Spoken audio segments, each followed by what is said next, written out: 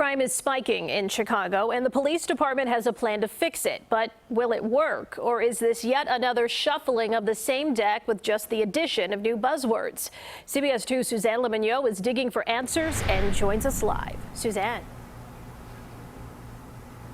Erica, in 2004, Chicago saw its biggest drop in shootings and homicides in nearly 40 years with a similar effort. The question is, will that same effort work in 2020?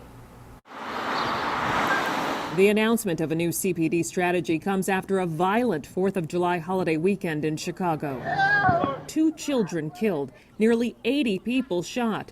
A specialized citywide unit is being created now to deploy officers into high crime areas before violence starts. The current strategy is reminiscent of many other interventions that the police employed in the aftermath of spikes of violence. Dr. Arthur Loriggio is a professor of criminology and psychology at Loyola University, Chicago.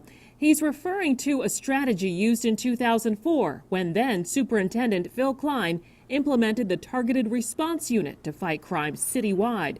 A 2004 CPD annual report shows the effort led to a decrease in murders by more than 25%, which was a 38-year low in the city. The focus in 2004 was gangs, guns, and drugs. There was a downside. The police officers who worked in those units engaged in behaviors that citizens thought were excessive. Today, Mayor Lori Lightfoot acknowledged the past. I think that the superintendent is very cognizant of the challenges that existed with these groups before, and putting in particular safeguards to make sure that there's proper supervision and accountability. In the past few months, we've seen several crime-fighting initiatives with different names announced by the Chicago police.